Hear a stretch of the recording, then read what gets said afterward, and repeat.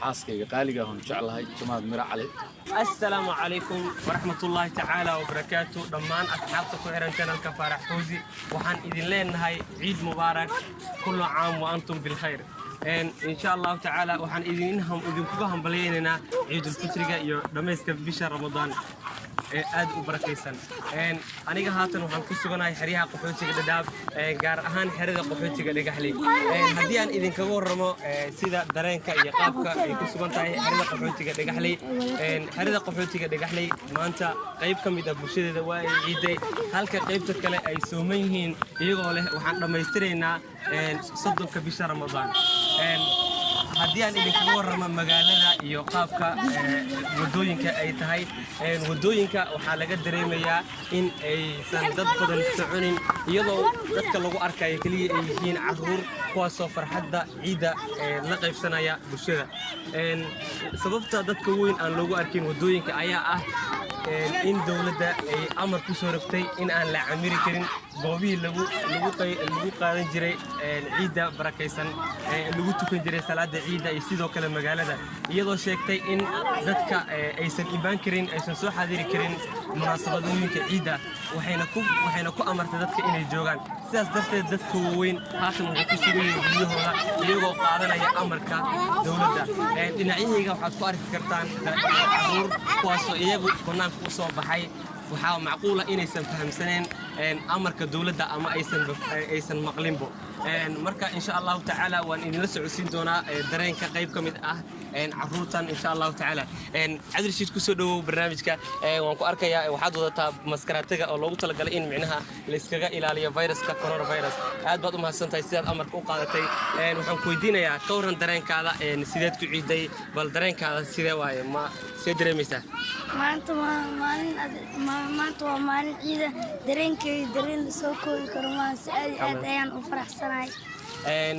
marka ka waran familkiina xaafadiina dhammaan waa laga ciiday kulligooda waa la faraxsan yahay ma sha Allah halkan iyaad jeclaan lahayd inaad ka salaanto adiga horta kugu bilaabay dadka saaxiibeygan waa salaamay iyo macallimiinta aad iyo aad baad u mahadsantahay insha Allah ta'ala waa idin la socodsiin doonaa dareenka qaybo kale oo ka mid ah bulshada inay ciideen iyo in kale insha Allah ta'ala mar walba ku xirnaada channelka Farax Fawzi magacayga waa Maxamuud Kaan Cali hay Maxamuud ka waran dareenkaada ku aadan ciidan ciida aad loo faraxsan dadka dhan anigana waan faraxsanahay hay bulshada halkan ayaa ka salaamaysaa insha Allah sida macallimiinteedii walaalahaygi iyo aabayaashii aad iyo aad baad u mahadsantahay hay marka hore ku soo dhawow barnaamijka magacaaga hay saar isla dareemaysaa munaasabadda ciida isla dareemaysaa dareenka aad soo fiican meeshaad ku sugan tahay ma laga wada ciiday mise والله قارنا ويدين قارنا مدين متى هذا كلاتود وحان صعب ما لهم مسد كرنا والله ديار هذا ديار كان إلهي ما نقوا كرب لا نقوا كرب ما جرو الله نقوا كرب إلهي ودوين كان نوفرانو قال يدي بالقف ويسكوا ما كرت ملها هذا الكياب هذا أو على تاجين قابتي مركا وعن جعل إلهي إنه سوق غير كبير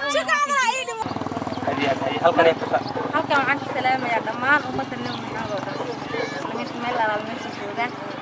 wanaagsan والله فرحات آدي آدي بدنا دريمة ما دام ما أنت أصحابتي ذاتك على فرح سنة ما على إيديو كستوم حالها هاي ذاتكرن ولا فرح سنة لكن أنا آدي آدي فرح سنة ما دام عذر كان وحيابا بوجرو عيدا هورين كبدلن هاي maxaad ka leedahay arrintaas والله عيد حسوس لو أنا فاهمين ما دام وكورونا فيروس نفسه دحكر إنك صراحة أنا وحيدين لكن كستوا أسكت فرح سنة ما دام عيد حسين هاي halkan yaa ka salaamaysaa